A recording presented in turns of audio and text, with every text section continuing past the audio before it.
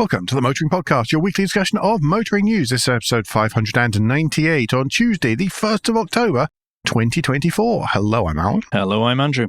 And this week, as we wipe the crumbs from our 9th birthday cake off our desks, we'll be seeing how round is the circular economy. In new car news, we leap into the unknown. And in points of interest, we find that it is child's play that helps one company.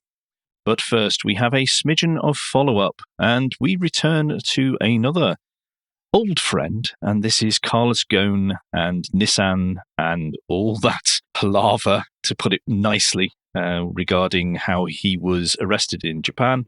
But there have been a lot of ongoing court cases where Nissan is trying to recoup money from him, saying that he had appropriated company funds and stuff that he shouldn't have done. And one of the things that they have fought to get back is his yacht that he bought. And he has actually been told by a court that he must actually return that, or the money for that, to Nissan. However, he doesn't technically own it now. Yes, it's one of these fun ones, isn't it, where it's actually owned by a company, and then that, in turn, is owned by his son. And the yacht also happens to be moored in Beirut, in Lebanon. Yeah, they're not going to get that back, and he's not going to give it up. Not that he can go anywhere on it, of course. No. Because he is basically stuck in Lebanon. Yeah, because he's got an international warrant, hasn't he? Yeah, from the French. New news then. Start off, JLR is going to invest £500 million in the HALEWOOD car plant up on Merseyside. This upgrade will allow HALEWOOD to build hybrid cars and prepare for electric vehicle production. the mythical EVs from the JLR brand that we still know nothing about apart from the I-Pace. I thought Castle Bromwich had already been prepared for this, but it seems not, because there is a line in this article from The Guardian saying that JLR has been slower than many rivals to embrace electric cars. Well, it was actually well ahead of it. It's just then let the fruit rot on the limb, and it did it in quite a clever way by outsourcing a lot of it so that it could learn how to do this stuff from someone who's done it before. But no, that's why bother upgrading it? You just neglect it like you do the rest of Jaguar. Yes. Not much more to add to that, sorry. I'll take us on to Stellantis then. And Stellantis and a company that they had signed an agreement to work on a joint venture called Urano, who were teaming up to recycle electric car batteries and use what is called the black mass from inside. That sounds awfully appealing, doesn't it? Yes. Doesn't bring up images of toxic waste in any way, shape or form. No. Or anything that's going to sort of try and attack you in the night. Yeah. Seeping under the doors of your house. Yeah. Yeah, absolutely. Well, they've decided that they're no longer going to pursue this recycling of black mass from car batteries, which is a bit of a dent in the whole circular economy thing that's supposed to be going on. Should we read out the majority of their statement, by the way? It shouldn't take long. No. It says, both companies want to explore, and here I start quoting, other potential commercial relationships considering the quality of Urano's recycling process, and that they are thankful for the collaborative relationship developed over time. Which is a wonderful non-announcement, really. Yes. They've only said this, Urano has only said this because it was what is, according to this Electrive article linked in the show notes as ever, is as a regulatory announcement consisting of just 2 sentences rather than a full press release. But that is a blow, because it is. So much of how EVs were going to be made more affordable and the batteries was by recycling a lot. Is it not the case that, in fact, there's 2 aspects that's making this particularly hard for companies? The first is that batteries are lasting much longer than people originally said they would. I think that's a nice problem. Which is a good problem, really. Which means that there simply isn't the supply of raw materials that people thought there was going to be. Yes. And secondly, that people have discovered it's actually much easier to replace individual cells than to try to recycle the entire thing. And again, that means there's simply not the supply of raw materials that some of these companies thought there would be or depends upon. Yeah, I think the not having that many batteries in which to recycle is a major problem. For anyone trying to hone the technology and all the rest of it. You've got less things to experiment with. Yes, exactly. Let alone actually do. Because it doesn't, or it appears to be on a level with an internal combustion engine vehicle in terms of longevity. And that is not what they perhaps thought, as you said, was going to happen or geared themselves up for. Yeah, you know what, social media and stuff like everybody still go, but it's only going to last 10 years. It's like, well, but some of these really haven't, and they're lasting a lot longer than that. And even then, it's only little bits of them which aren't working, and they can be swapped out. Yeah, it'd be interesting to see how many ICE actually last 10 years. Well, yeah. As well. Yeah, well, that's a stat. Good luck ever getting those stats. Yeah. Anyway, do you want to, should we move away from Stellantis and go on to Nissan? Yeah, Nissan and Renault. Nissan is going to pay Renault, and this is possibly why I want some money for the super yacht back, $551 million, I think in cash, to buy back 5% of its own shares from Renault. The dissociation, the dissolution of the alliance continues apace. It really isn't a thing anymore. No. They've all fallen out with each other quite spectacularly. I think they've got to the point where they have fallen out so much that now they can actually just walk away from each other, because they'd fallen out for yonks. See the follow-up story. Does seem to be the case, yes. It's been a problem for so many years, and they're now in a position where they can actually do something about it. Yeah, totally agree. Okay, bringing us back to Blighty, and in a surprise move, the UK government has confirmed it has no plans for pay-per-mile road pricing. This autumn. Let's make sure we add that bit in. This autumn. Yes. Because the headline says one thing, the story says another. Yeah, that clarification is possibly very important. Yeah.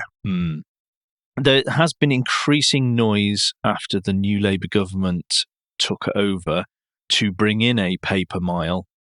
I'm not sure what campaigners were getting out of it, but they seem to think that this was the sensible way to do things. As opposed to just, if you drive further, you use more fuel and then you pay per mile that way, yeah? Well, they were trying to say that would be, the fuel duty would be scrapped, and so would the VED, and that it would all be rolled up into this one pay per mile fee, is what they were trying to say. But I would suggest that the pay per mile, the fuel duty is perhaps the most fair, because if you use more fuel, you need to fill it up more.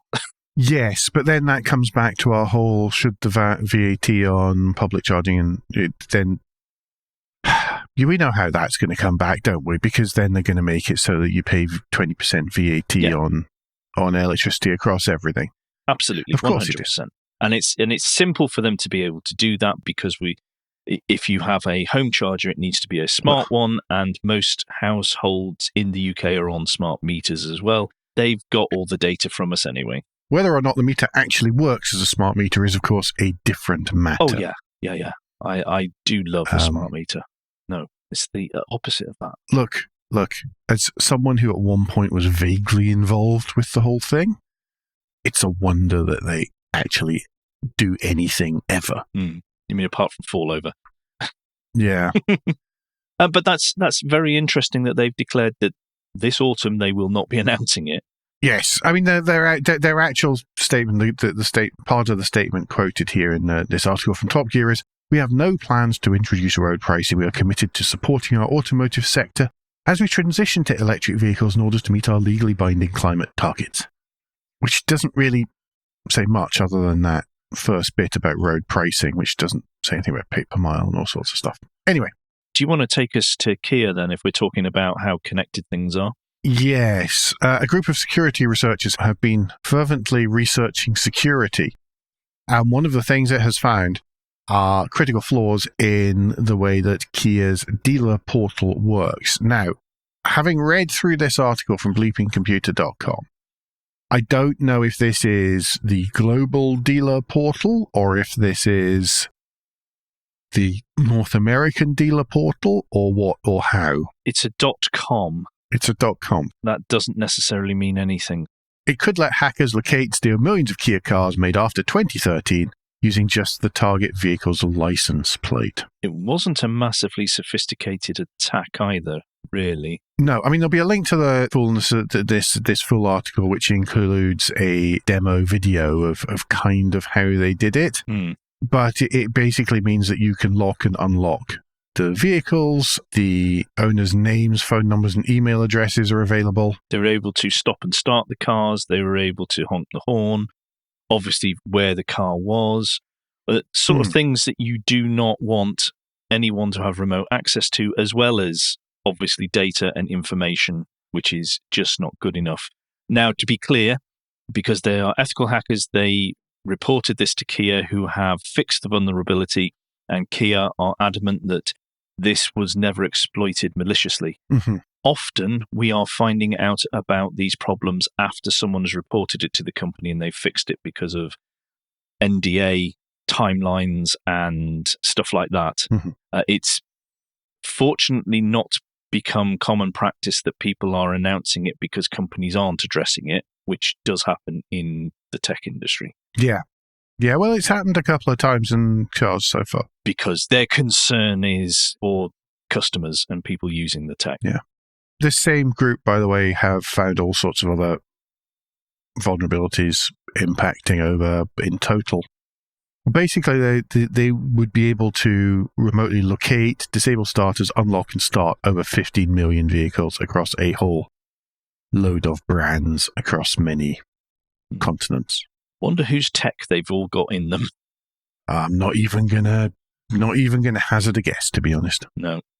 Anyway, Andrew, there was an interesting report out from Sky News this week about something we covered before. Yeah, Ed Conway has followed up on the news that luxury cars from Britain and Europe were entering Russia via different countries once the import or export to Russia ban came into place because of the war with Ukraine.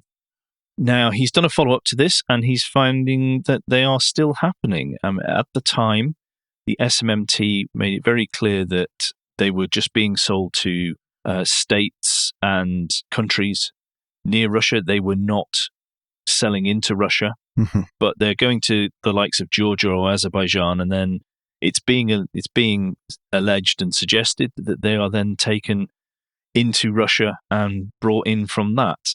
However, when we discussed this prior to pressing record, we sort of thought, well, one, what else was SMMT going to say? Yeah, there is nothing else that they could say to that. No, because obviously no company would be actively trying to get around an international ban, not unless they're incredibly stupid because they'd be found out. Yeah. But secondly, is somebody exporting from a second country into Russia?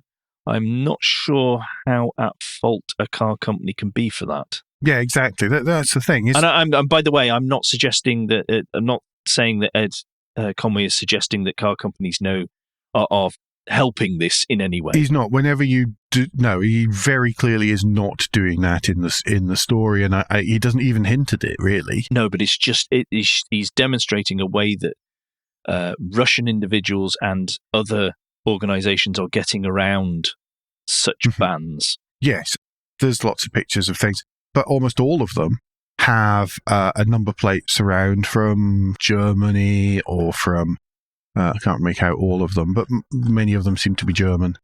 Certainly the ones that I can read on my screen at the minute in Hamburg and places like that, and there are plates around for dealers around there, and then there's a sort of Georgia transit plate inside them.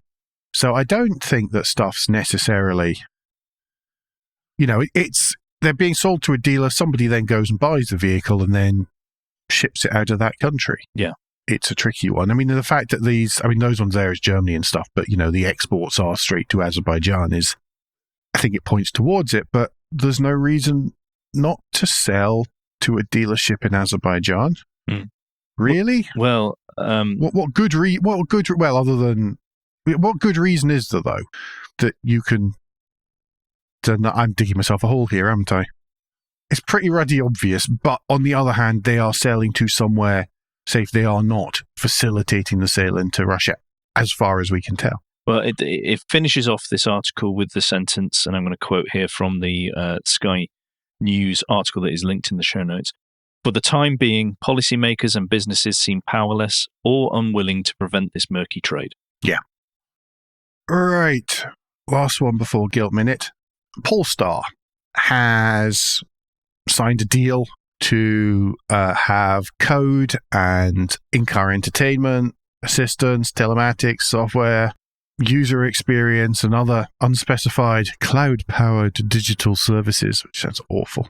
They're going to have it written. It's going to all be outsourced to Indian tech services giant INFOSYS. Isn't that good news, Andrew?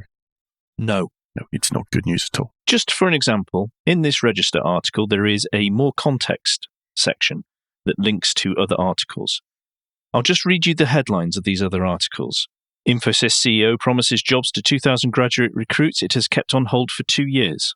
Cognizant alleges INFOSYS swiped its trade secrets. INFOSYS denies it owes $4 billion in taxes to India. Electric fastback fun. Now you can surf the web from the driving seat of your Polestar too. Just to round off all four of them that are in there. I mean, INFOSYS, many people know INFOSYS because, of course, the former British Prime Minister's wife's father was the founder. Some of us already knew of INFOSYS through work stuff.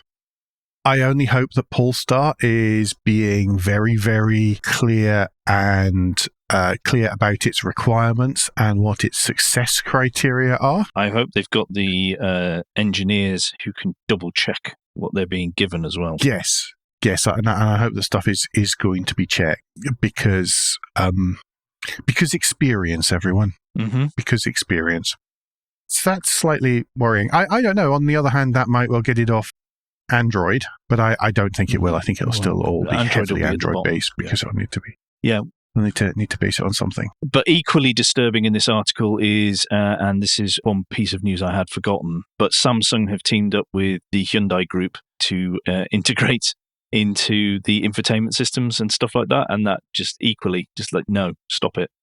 At some point, car companies have to realise IT giants, consumer tech giants, are not suitable in a car. They're not suitable in most companies, to be perfectly honest. They're not suitable on your phone, in your house, or whatever, let alone a car, and I hope it doesn't take deaths for them to wake up and realise it.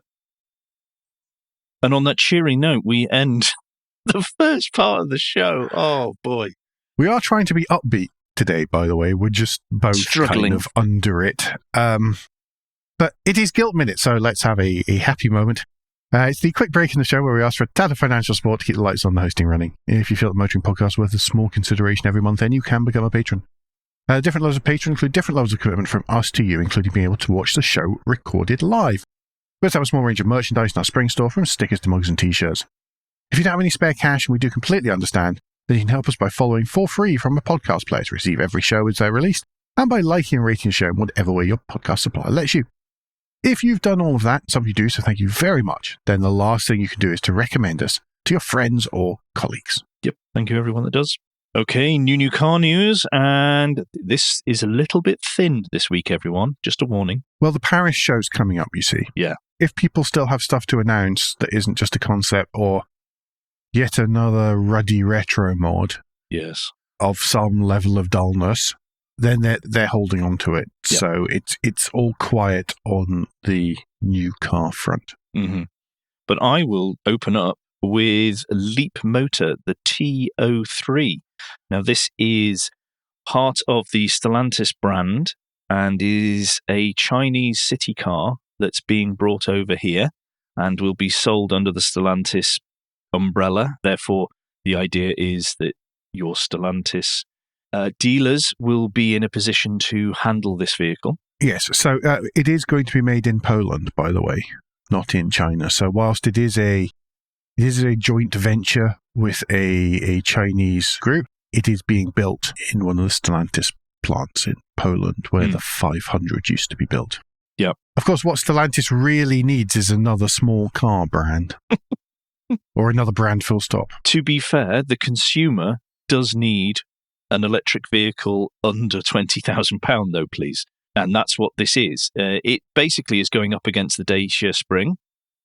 It's going to have a 94 brake horsepower electric motor, which will drive the front wheels and get from 0 to 62 in 12.7 seconds. It's going to be able to be recharged at up to 45 kilowatts, which will have a WLTP range of 165 miles. Your mileage will definitely vary.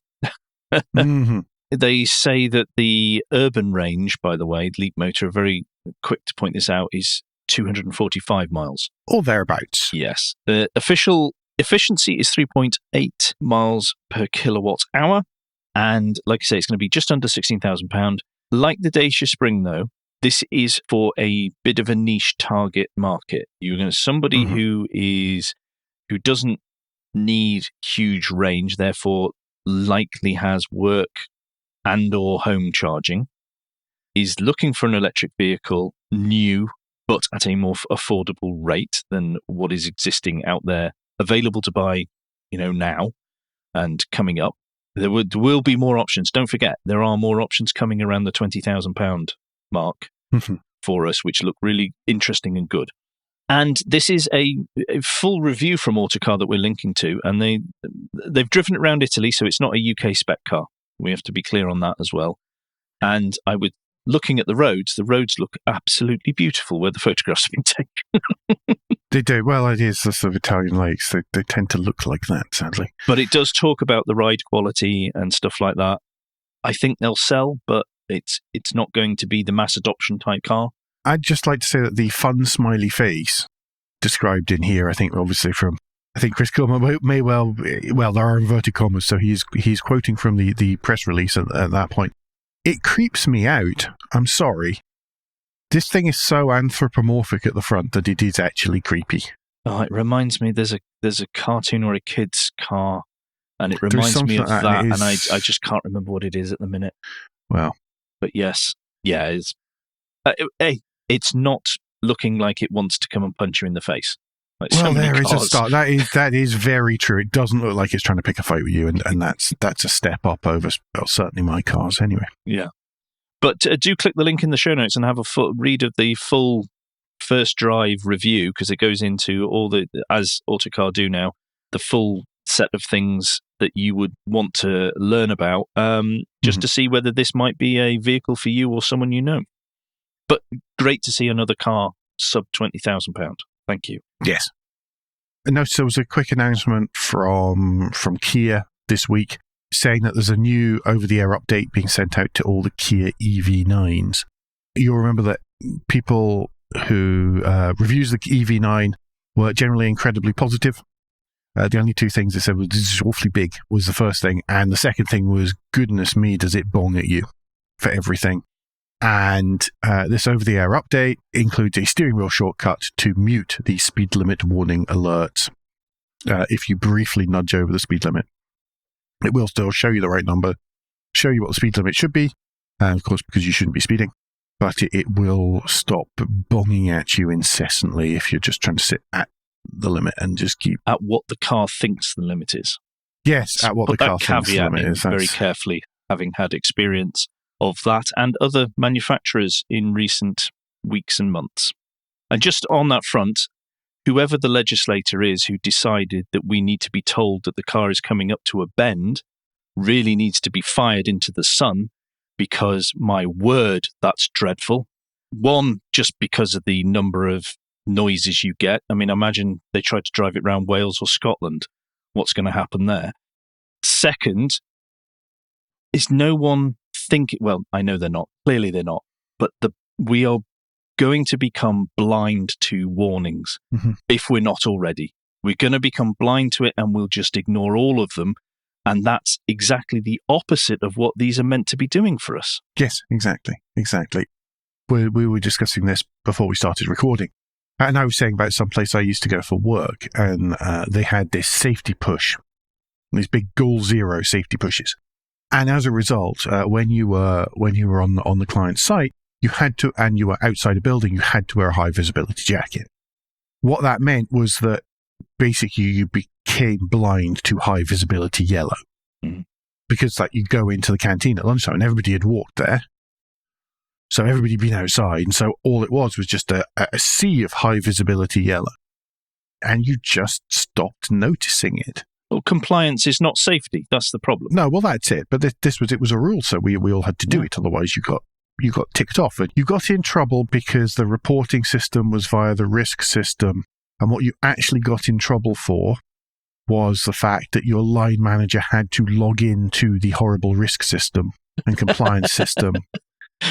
You've made my life difficult by not doing this. I'm not happy with you. Yes, it wasn't that you had, forgotten to put on a high-vis jacket when you went outside. It was the same system handled parking fines, handled parking infringements on site as well. And it was a case of, please don't park there. If you park there, I have to go into this system. Completely the wrong way to do it. Never mind. It is the problem we are encountering more and more. Like the complaints about why is ADAS being switched off. No one's asking the question, well, or the complaints that people are switching ADAS systems off. And the point is, why aren't you investigating why? Yeah. You are thinking up to one level and you are not considering it. This is causing real problems because we're not reducing road incidents, really. It's flatlined effectively, or very close to statistical anomalies. And no one's stopping and going, right, maybe we need to rethink this. And it's very damaging. Yes, it is. Anyway, I'm going to take us to the designer's mood board. And it was announced over the weekend, the very sad news that BRUNO SACCO, who has designed the Mercedes 124, 126 and 129, has passed away at the age of 90. Obviously, this was a high time for Mercedes in terms of design, clarity and quality. Peak Mercedes as far as I'm concerned. Yeah, absolutely, 100%. And it's a shame that he has passed away, and obviously our thoughts are with his friends and family.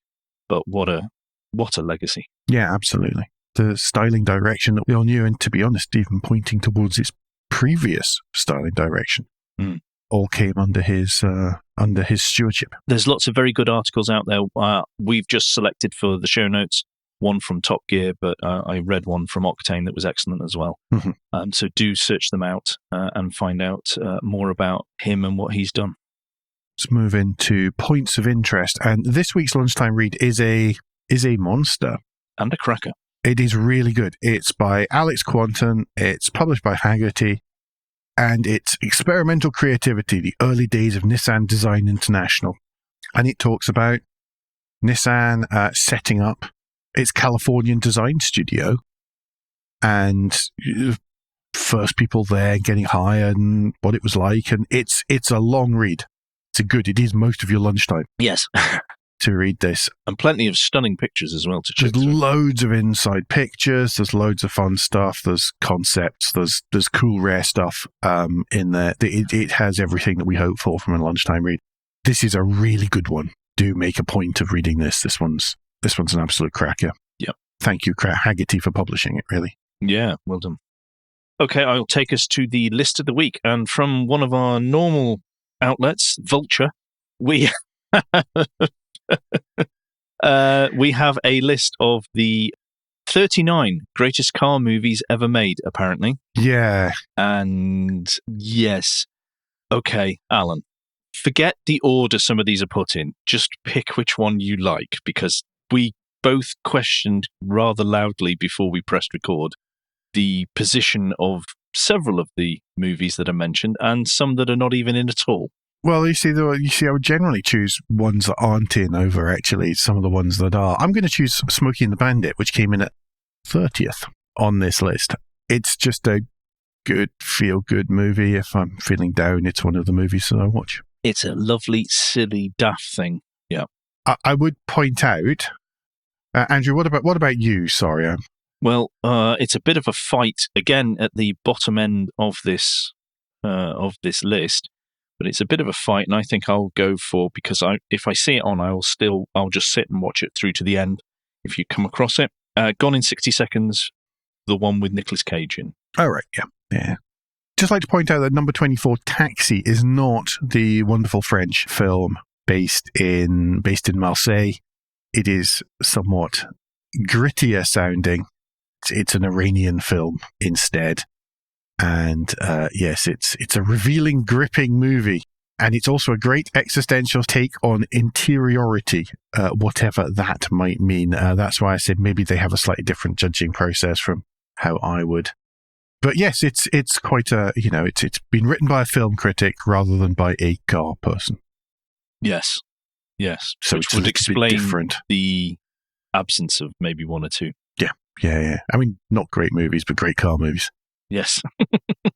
Anyway, do you want to take us to the and finally now? And finally this week is from Autocar, and it's an interview with Hot Wheels creative chief Craig Callum, and talking about what it is that they look for when they're designing Hot Wheels cars and all sorts of stuff. I mean, he's from Bedfordshire. He now designs toys in California.